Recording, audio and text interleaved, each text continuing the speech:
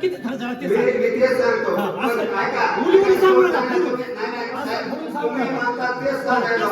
ज्या वेळेला आपल्याला एक मुतारी बांधायची, मुतारी बांधत असताना आपल्याला मुतारी बांधत असताना त्याला चौकट लागते, त्याला फरशी लागते, त्याला संघाचं भांडं लागत आहे.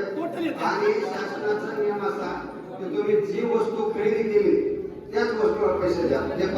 ही अडचण फक्त सांगतो तुम्हाला, ही फक्त 15 मध्ये अडचण आहे. मॅडम बरोबर आहे का? बरोबर आहे का? त्याच्याकडे एक काम जरी असलं तर त्याच्या 10 ठिकाणी त्याचे चेक द्यावा लागते. आणि 10 रुपयाचं काम एक रुपयाला तुम्हाला 10 ठिकाणी बसू शकतं.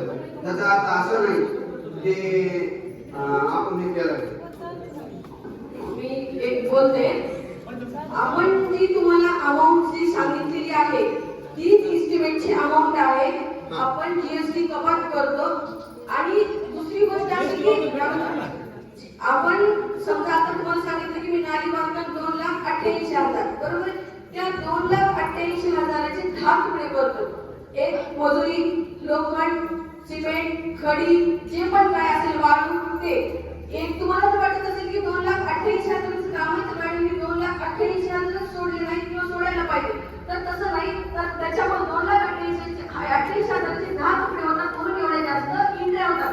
आणि त्या इंद्रिया फक्त जुळवा लागतात की 4 लाख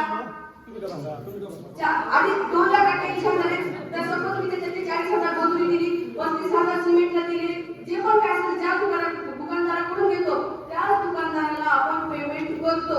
त्याच्यामुळे ह्या एवढ्या इंद्रिया तुम्हाला दिसतात. आपण जे आता नाल्याचे एस्टिमेट बद्दल सांगितलं त्याबद्दल आम्ही तुमचे आभारी. पण इन्क्वायरी मध्ये किंवा चौकशी अहवालामध्ये जे मला एस्टिमेट आलेले आहेत एस्टिमेट एकाच आहे, पण ते एस्टिमेट अर्धवट आहे. त्यामध्ये तुम्ही जिथं काम केलं तसं आता इथं हा फोटो दाखवला तसं त्या एस्टिमेटला ज्या लोकेशनला तुम्ही काम केलं ते फोटो अवेलेबल नाही. त्याच्यानंतर दुसरी गोष्ट कुठून कुठपर्यंत आपण थोडे सांगतो पण ते पण त्या एस्टिमेटला नाही. अमाऊंट त्या एस्टिमेटला नाही, ते पण ती मला दुरुस्ती करून मिळण्यात येईल. आम्हाला ते गावकऱ्यांना सांगणार. आता दुसरा मुद्दा, आता जल जीवन